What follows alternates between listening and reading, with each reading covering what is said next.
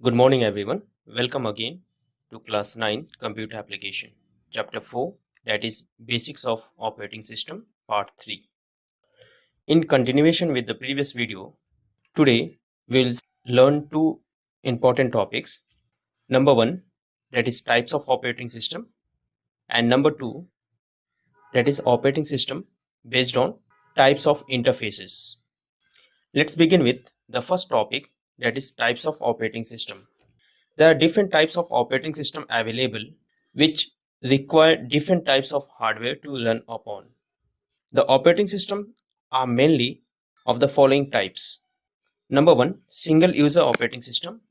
Number two, multi-program or multi-user operating system. Number three, time sharing operating system. Number four, real-time operating system. Number five, that is multi-processing operating system. And number six, distributed operating system. So this way there are six types of operating system, and now we'll go through one by one in detail. Let's start with the first operating system, that is single user operating system. A single user operating system is a type of system that has been developed and designed to use on a computer. It can be used on a similar device and it only has one user at a time. It is the most common system used for home computers. It is also used in offices and other work environments. There are two types of single user operating system, that is single task and multitask. Single user, single task operating system. An operating system that allows a single user to perform only one task at a time is called single user, single task operating system. Functions like printing a document, downloading images, etc. can be performed only one at a time. So example of such operating systems are MS-DOS, Palm operating system, etc. Similarly, single user multitasking operating system. An operating system that allows a single user to perform more than one task at a time is called single user multitasking operating system. Examples of such operating systems are Microsoft Windows, Apple Macintosh, etc. Now let's see the multi-user or multi-program operating system. A multi-user operating system is a computer operating system which allows the multiple user to access the single system with one operating system on it. It is generally used on a large mainframe computers. The example of such operating systems are Linux, Unix, Windows, Ubuntu, Mac operating system, etc. In the multi-user operating system, different users connected at a different terminal, and we can access these users through the network. You can see this figure. In this figure, different users are working at the different terminal and all are connected to one system, and that system is controlled with a multi-user or multi-program operating system. Now let's see the next type of operating system, that is time sharing operating system. In time sharing operating system, each task is given some time to execute so that all the tasks work smoothly. Each user gets time of the CPU as they use a single system, and these systems are also known as multitasking systems. The task can be from a single user or from different user also. The time that each task gets to execute is called the quantum. After this time interval is over, the operating system switches over to the next task. You can see this figure 2. In this figure, there are different states of work, that is ready state, running state, and block state. This new job is a task. The task first goes to the ready state, and after the ready state, it passes to the CPU to execute. A CPU start execution. During the execution, if a task need some input from the user, the CPU block that task and ask the user for the input. Until the user gives the input, this CPU switches over to the next task. And when the user gives the input, that the same task gets ready for the execution and transferred to the CPU. This way, the different tasks are performed by the CPU in time sharing operating system. The examples of time sharing operating systems are Multics, Unix, Linux, etc.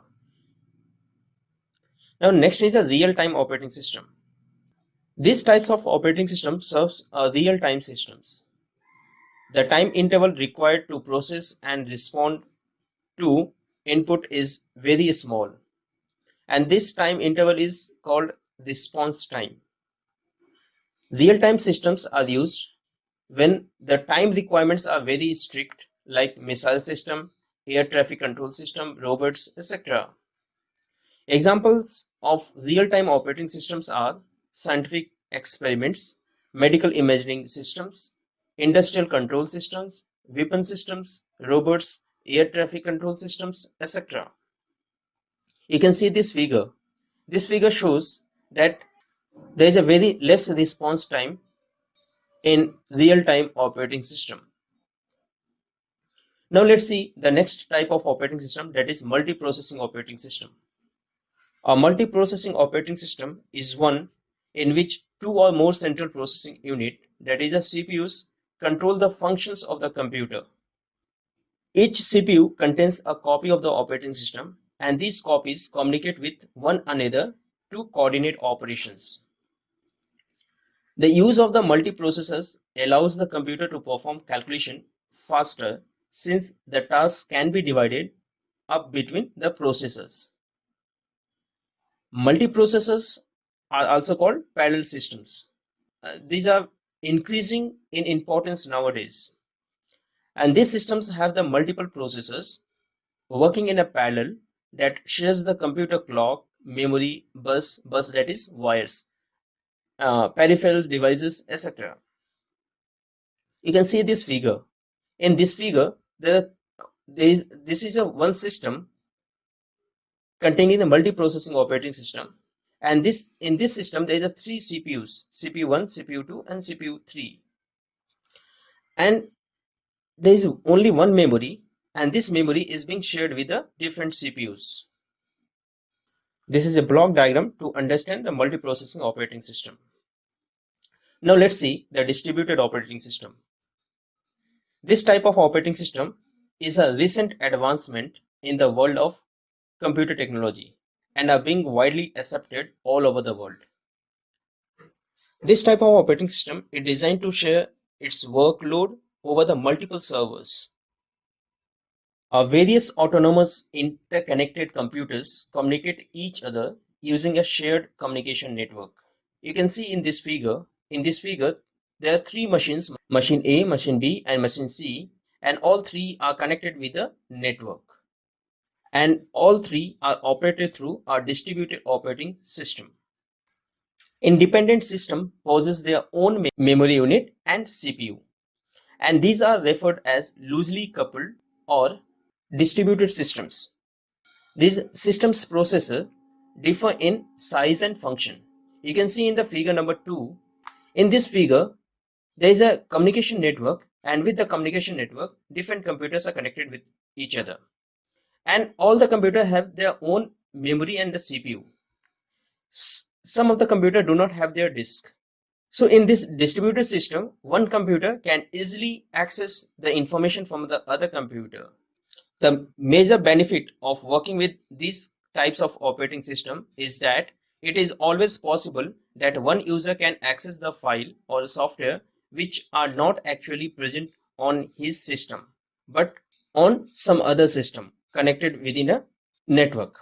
That is, a remote access is enabled within the device connected in that network. Till now, I have described the different types of operating system. Now, after this, I will start the second topic, that is operating system based on user interfaces.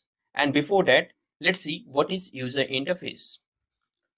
A user interface facilitates the communication between an application and its user by acting a intermediary between them.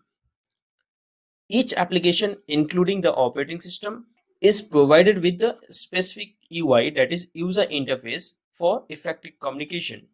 So we can say the way in which the user communicates with the computer is called an interface. So there are two types of operating system interfaces. Number one is command line interface, that is CLI, and number 2 is interactive operating system interfaces. So we'll start with number 1, that is command line interface CLI. The command line interface is a type of user interface that enables the user to interact with the operating system by issuing some specific command. You can see this figure. This figure is a command prompt where we have to write a command to perform any task. So such interface is called CLI, that is command line interface. In order to work in this interface, the user need to type a command at the command line. The disadvantage of the CLI, that is command line interface, is that the user need to remember a lot of commands to interact with the operating system. Therefore, this type of interface are not considered very friendly from the user perspective. Secondly, in this interface, only keyboards can be used. We cannot use a mouse to select options. Examples of such operating systems are MS-DOS, that is this operating system, and Linux terminal. Now let's see the second type of interface, that is interactive operating system interfaces. The interactive operating system allow users to give commands without typing, just by pointing their touching. There are two subcategories of the interactive operating systems. Number 1, that is graphical user interface, and number 2, that is touch screen interface, that is also called post WIMP, and GUI is called WIMP interface. Now let's see the first one, that is GUI, graphical user interface. This is also called WIMP interface. The graphical user interface is a type of GUI that enables the user to interact with operating system by means of point and click operations. A GUI contains the several icons representing the pictorial representation of the objects, such as a file, directory, and device. The main features of a GUI are windows, icons, menus, and pointers, that is WIMP. So WIMP stands for Windows, Icons, Menus, and Pointer, which makes this operating system interactive in nature. The graphical icon provided in the user interface can be manipulated by the user using a suitable pointing device such as a mouse, trackball, touchscreen, and light pen. So GUIs are considered to be the very user-friendly interface because each object is represented with a corresponding icon. You can see this figure. This figure is a GUI interface, and this is of Windows interface, Windows desktop, and Windows operating system is the best example of GUI, that is a WIMP interface. So examples of GUI operating systems are Windows, Apple Macintosh, Linux, Android, iOS, etc. Let's see the second type, that is touchscreen interface. This is also called post WIMP interface.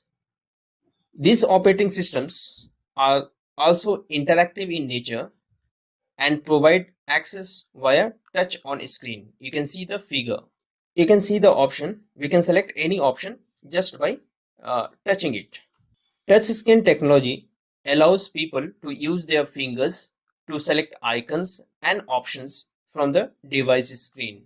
Touchscreen systems are typically made up of three key elements, that is the touchscreen sensor, the electronics, and the display. The common example of touchscreen applications include the cell phones, GPS units, then public kiosks, and industrial and medical input devices. So the example of such operating systems are Windows, Apple Mac, iOS, Android, etc. So in this video, we have learned the different types of operating system. I hope you all have understood the different types of operating system. In next video, I will come with commonly used operating system. Till then, watch the video again and prepare your notes. Stay home, stay safe. Thank you.